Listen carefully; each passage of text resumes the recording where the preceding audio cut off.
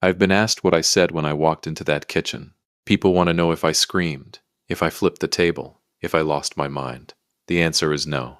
I didn't say much at all, but by sunrise the next morning, what I did to my son, most people would call it cold. I call it necessary. Welcome back to Dad Raw Revenge. Get comfortable, and remember, the people in these stories had every chance to behave themselves. They just choose wrong. Drop a comment and let us know where you're watching from. Subscribe, and hit that like button. Trust me, you're going to love it here. Now, let me start from the beginning, because if I don't, you won't understand why I don't regret a single thing I did. My name is Paul Jarrett. I'm 63 years old. I've been married to Angela for 30 years, and up until 11 days ago, I would have told you my family was solid. Not perfect. Nobody's perfect, but solid. The kind of solid you build over decades of showing up, paying for things nobody says thank you for, and loving people who sometimes make it very difficult to love them. My son Xavier is 29. Grown man, broad shoulders, firm handshake, good job. A good chunk of which, I'll be honest with you, came from doors I personally opened for him. But we'll get to that. Xavier married into the Dalton family about 2 years ago. His wife is fine. Nice enough girl. But her family, her father Dale Dalton, her mother Patrice. Let's just say the first time I shook Dale's hand, something in my gut said, "Watch this one." I shook it anyway, smiled anyway. Because that's what you do when your son is in love. That was my first mistake. Now, 11 days ago I flew out to Denver for a series of business meetings. Nothing unusual. I travel 4, maybe 5 times a year, for work. Angela knew I was going. The whole family knew. What nobody knew, including Angela, was that my last meeting got canceled on day 10. I could have stayed, explored the city, ordered room service, and watched cable like a man with no responsibilities. Instead, I booked the first flight home. I didn't call ahead, didn't text. I wanted to surprise her. 27 years of marriage, and I still liked surprising my wife. Sue me. I landed, grabbed my bag, and drove myself home. It was a little past 3 p.m. on a Tuesday. Now here's the first thing I want you to notice, and stay with me on this, because the details matter. When I turned onto my street, I saw Dale's car parked outside my house.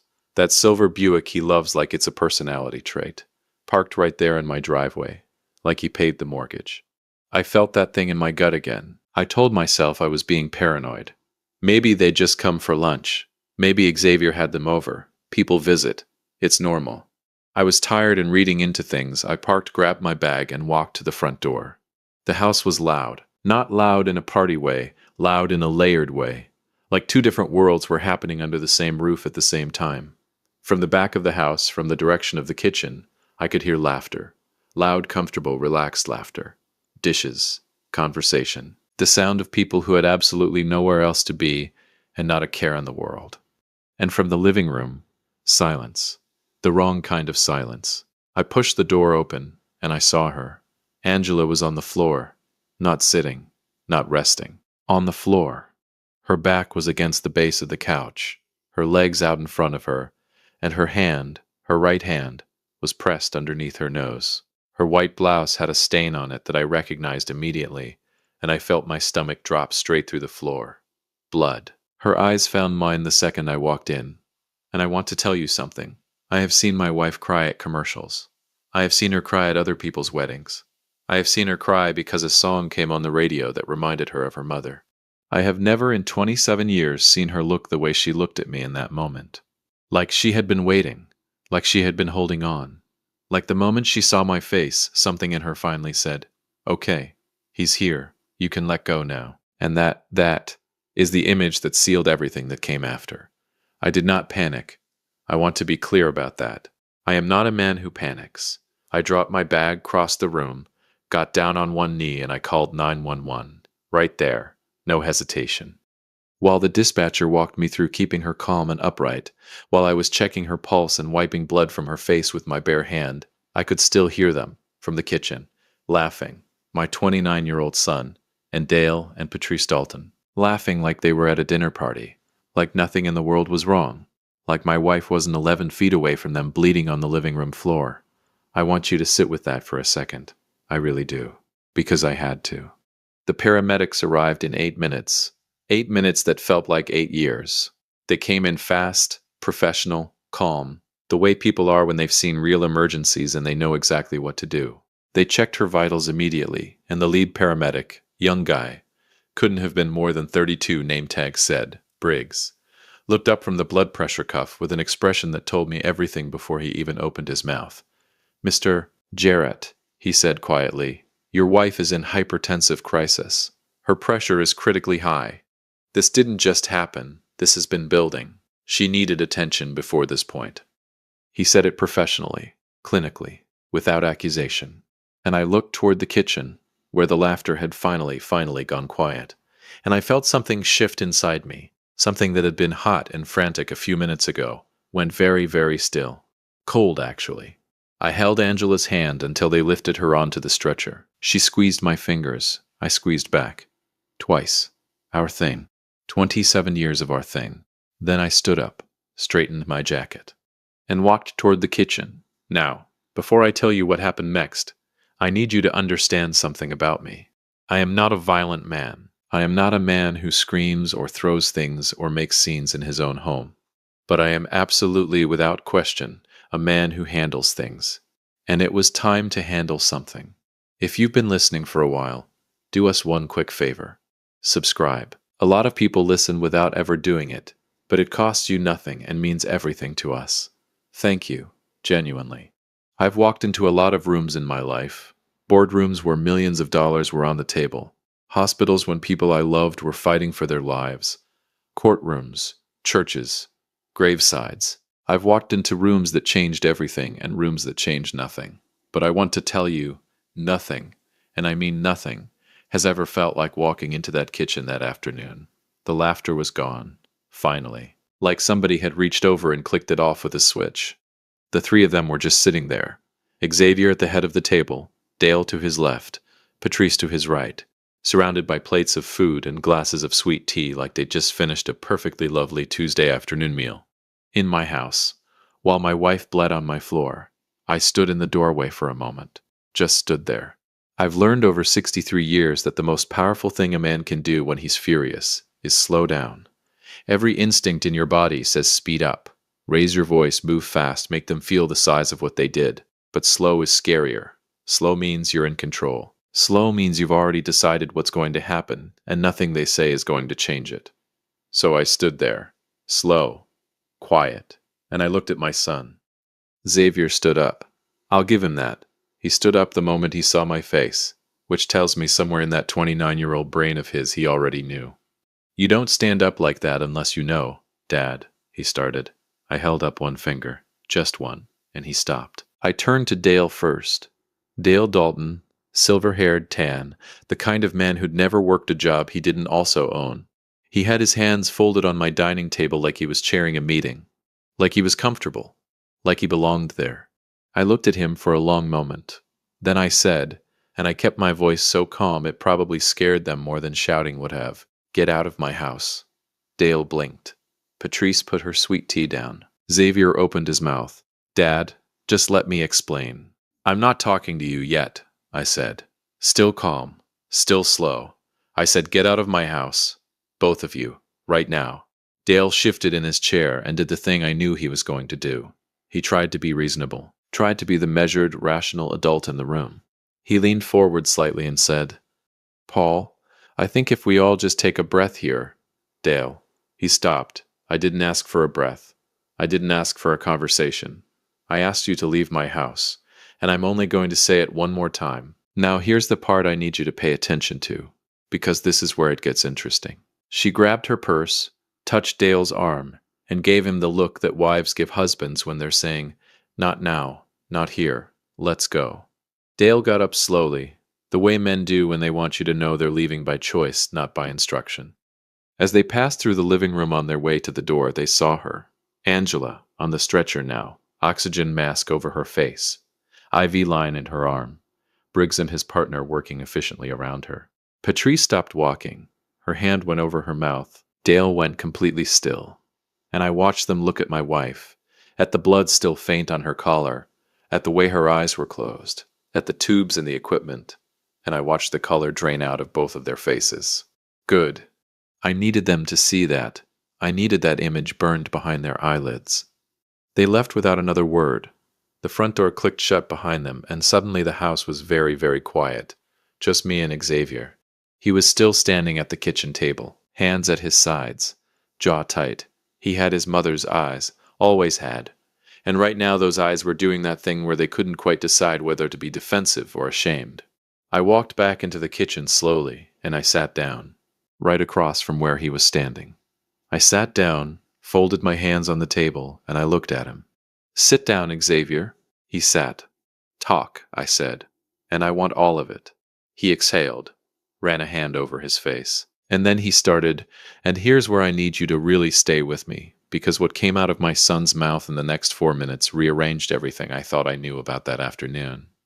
Xavier told me that Dale and Patrice hadn't just stopped by. They'd been planning this visit for 3 weeks, waited specifically for me to be out of town, came with paperwork, actual paperwork, related to a property I own, a commercial building I've had for 19 years, that I've always told Xavier would be his one day. Dale had somehow gotten it into his head that one day meant right now, and that with the right pressure on Xavier, they could get him to sign documents that would begin transferring controlling interest of that property. While I was in Denver, without my knowledge, without my signature. I want you to think about that. I want you to really let that sit. These people came into my home, sat at my table, and attempted to manipulate my son into signing away a piece of what I built, while I was 1,100 miles away and my wife was in the next room. I kept my face completely still. Inside, different story entirely. "And your mother," I said quietly, "where does she come in?" Xavier looked at the table. "She overheard," he said. "She came into the kitchen about 40 minutes after they arrived. She heard what Dale was saying, and she wasn't having it, Dad. You know how she is. 30 years I've known exactly how she is. She told Dale directly that the property wasn't Xavier's to sign," he continued. "That you hadn't agreed to anything, that they were out of line coming here like this. Dale tried to talk over her, and she got loud. Mom got loud, and Dale got loud, and it went back and forth for a few minutes, and then she stopped." He paused. "She said her head was pounding. She's feeling dizzy. She excused herself and went to the living room, and I thought." He stopped again. "I was going to check on her. Dale started up again, and I got pulled back in, and I got pulled back in, and I got pulled back in." He couldn't finish the sentence. He didn't need to. I sat with everything he'd just told me for a long moment. The kitchen was so quiet, I could hear the paramedics talking in low voices in the next room. I could hear the sound of the stretcher wheels on my hardwood floor. Then I said, "So let me make sure I understand you correctly." My voice was different now. Even Xavier noticed. I saw him straighten slightly in his chair. "Your mother told your father-in-law, in her own home, that he was out of line. He talked over her. It escalated. She told you she didn't feel well, and you went back to the kitchen." Xavier said nothing. "You went back to the kitchen," I repeated. Not a question. Just the fact of it, sitting between us on the table like something neither of us could move. "Dad, I didn't know it was serious." Xavier. He stopped. "She has high blood pressure," I said. "She has had high blood pressure for 6 years. You have known that for 6 years. The paramedic, a stranger, told me tonight that she needed attention before this point. A man who has never met your mother in his life understood the urgency. And you," I stopped myself, "because I felt it. That thing you feel when you've raised someone, loved someone, sacrificed for someone, and you realize in one terrible moment that somewhere along the way, something didn't take." I stood up, and I said the last thing I was going to say to my son that night. "I don't know who you've been spending your time becoming, but he is not the man I raised." I walked out of the kitchen, back to my wife's side. I took her hand, and I didn't speak to Xavier again for the rest of the night. But I want you to understand something. The silence wasn't weakness. The silence wasn't me letting it go.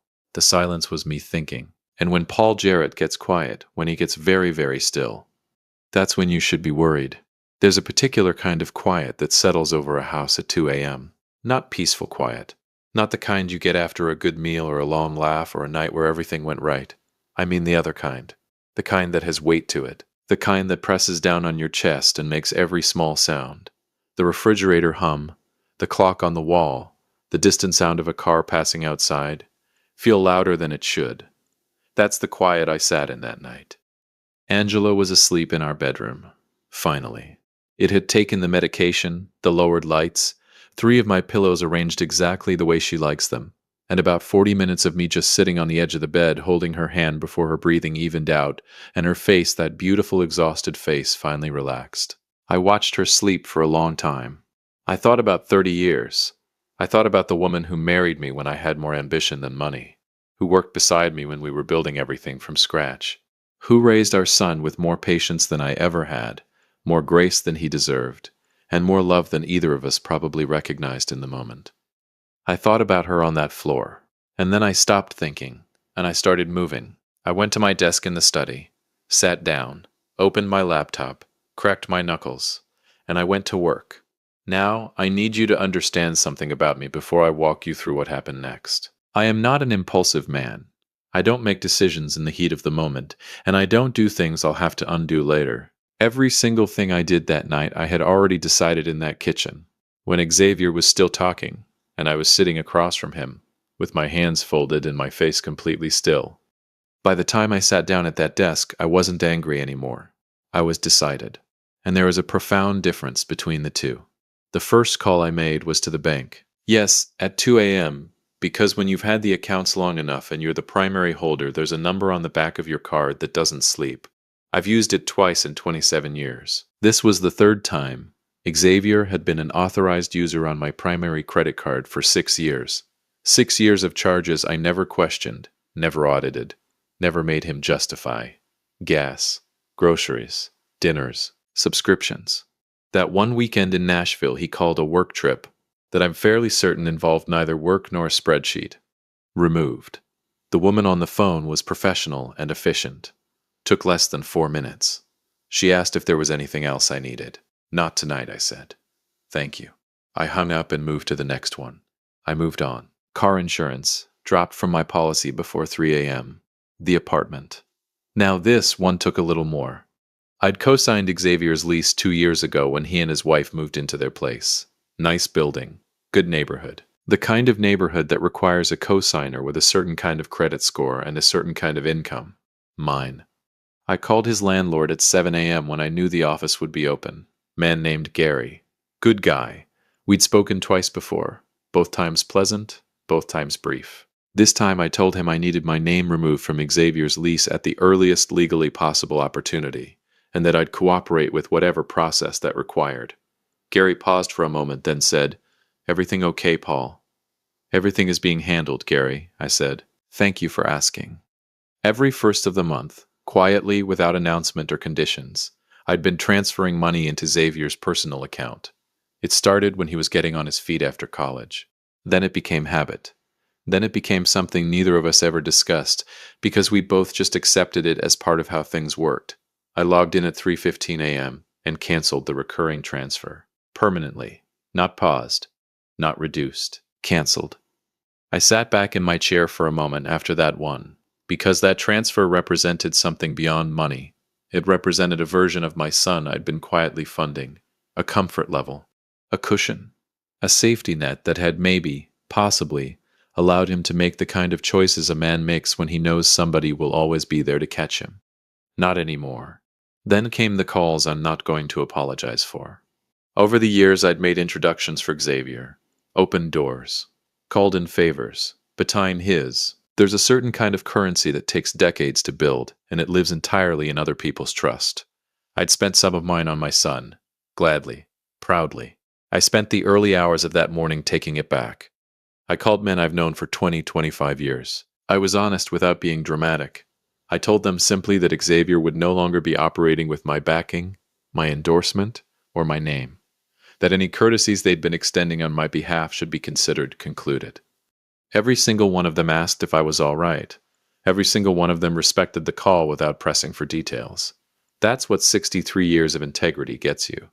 People who trust that if Paul Jarrett is making this call, Paul Jarrett has his reasons. By 5 a.m. the streaming accounts were gone, the shared subscriptions canceled, and I had a locksmith booked for 7:30. I made myself a cup of coffee, stood at the kitchen window and watched the sky go from black to gray to the particular shade of pale blue that means morning has decided to show up whether you're ready for it or not. I thought about Dale Dalton, sitting in his house right now, Probably not sleeping either. Probably wondering what comes next. He should wonder. Because the property he came to my house to manipulate my son into signing, the one he brought paperwork for, the one he planned for 3 weeks, the one he waited until I was out of town to pursue, I'd already called my attorney at 6 a.m., left a voicemail. The message was simple. I need to restructure the documentation on the Garrett Street property. I want it ironclad, I want it airtight, and I want it done this week. Call me when you're in. Dale Dalton would never, not in this lifetime or the next, get within legal reach of anything I built. Xavier showed up at the house at 9 a.m. I watched him from the upstairs window, saw him walk up to the front door with his shoulders set the way he sets them when he's preparing himself for a hard conversation. Watched him reach into his pocket for his key. Watched him try it. Watched him try it again. Watched him stand there for a moment, perfectly still, beginning to understand. He knocked. I didn't answer. He knocked again.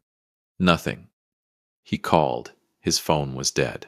He stood on that porch for a long moment, looking at the door like it might change its mind, then walked to the neighbor's house, the Petersons.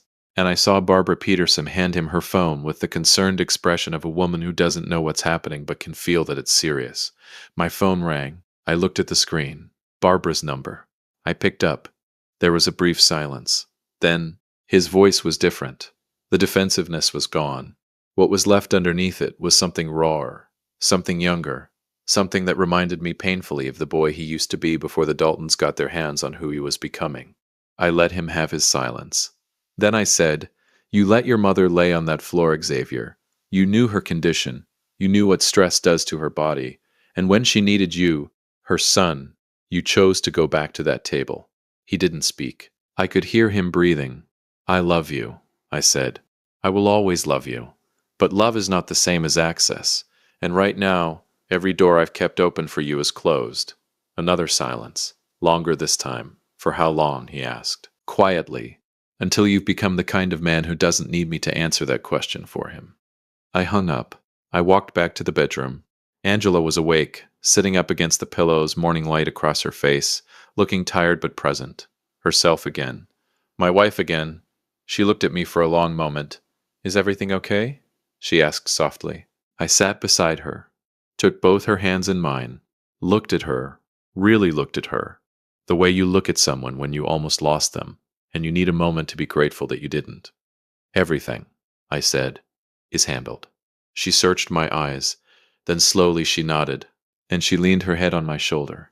Outside, my son sat on the Petersons' front step with a dead phone and a declined card and a key that no longer worked, surrounded by the echo of every comfort I'd quietly built around him. Inside, I held my wife's hand, and for the first time since I walked through that front door, I exhaled. Some people will listen to this and say I was too hard on my son. Maybe. But I watched a paramedic, a stranger, treat my wife's crisis with more urgency than the man I raised. And I decided that night that the greatest act of love I had left for Xavier wasn't to keep the doors open. It was to finally let him feel what it costs when they close. He'll either grow from it, or he won't. But Angela is alive.